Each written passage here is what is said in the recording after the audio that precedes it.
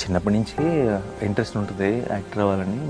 But ఒక age వచ్చిన తర్వాత, ఒక మెచ్యూరిటీ వచ్చిన తర్వాత ప్రాక్టికల్గా ఆలోచించడం మొదలు. నాకు కూడా సినిమా ఫిల్మ్ మేకింగ్ సైడ్ చాలా ఇంట్రెస్ట్ కాబట్టి వెళ్ళి అసిస్టెంట్ డైరెక్టర్గా జాయిన్ అయ్యాను. అది కూడా ఒక 9 నెలలు ఒక ఆఫీస్ చుట్టూ తిరిగి ఎవరు తెలిసిన వాళ్ళు ఉన్నారని ఎవరో ఏదో చెప్తే వెళ్ళి మళ్ళీ కలిసి క్లాప్ అసిస్టెంట్ జాబ్ వచ్చింది. డైరెక్షన్ మాత్రం టాలెంట్ ఉంటే చాలు అని అనిపించింది.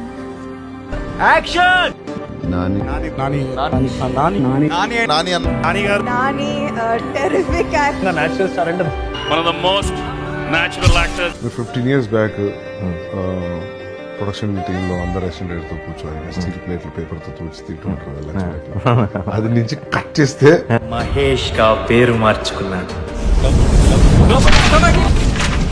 స్క్రీన్ ప్లే లాక్ అర్థం కావట్లేదు. నీ కొట్టకూడదు సామే. జోలికి రావద్దు, చంపేస్తా. పైసా ఉంటే కరెంట్ వస్తుంది, ఇల్లు వస్తుంది, కార్ వస్తుంది, రెస్పెక్ట్ వస్తుంది. సారీ బస్, మర్చిపోయా. పేపర్ లేదు, కంగారు పడదు. రచ్చ ఖర్చైనా పర్లేదు, రేపు మాత్రం రచ్చే. బస్సు యాక్షన్ కాదు, డబుల్ యాక్షన్. 10 ఏళ్ల క్రితం ఆగిపోయిన నా జీవితాన్ని మళ్ళీ మొదలు పెడతాను. గ్యాంగ్లో ఒకడు, గ్యాంగ్తో ఒకడు, గ్యాంగ్ వెనకాల ఒకడు. వాడి గుడిసె జోలికి వెళ్ళావు. నీ ఇల్లు ఎక్కడుందో ఈ శ్యామ్ సింగరాయ్కి బాగా తెలుసు. ఈ దసరా నెరుడు లెక్కుండది. ఒకటే రోజు శనివారం మీకు చూపిస్తా ఒరిజినల్. ఒక తాగడొచ్చి తన జాతిల జోష్ తెచ్చిండు.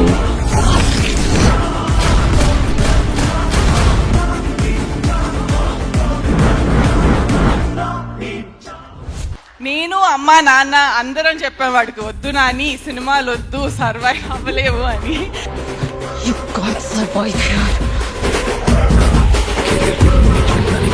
ఒక రజనీకాంత్, ఒక అమితాబ్ బచ్చన్, ఒక చిరంజీవి గారు, ఒక నాని అందరు బ్యాక్గ్రౌండ్ లేకుండా వచ్చారా? యుద్ధం పత్యమైనా అంతా కౌరవులైనా రెండో వైపు ఏకైనా అర్జునుడైనా ధర్మం పక్షం ఉంటే రక్తం ఎప్పటిదైనా ఎంత పారిచ్చు హింసే అవునా మెచ్చుకోద లోకమంత జరుగుతున్న ఊచకోత వద్దు ఆపకింక మృత్యురాత కలుపు చీడ వేడినేత. కొన్ని కథలు చూస్తే భయమేస్తుంది, కొన్ని కథలు వింటే భయమేస్తుంది.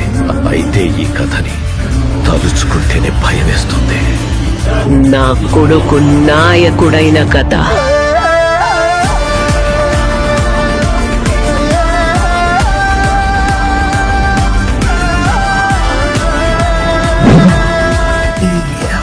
ఎట్లయితే గట్ల గుండు గుత్తగలేక చంపా.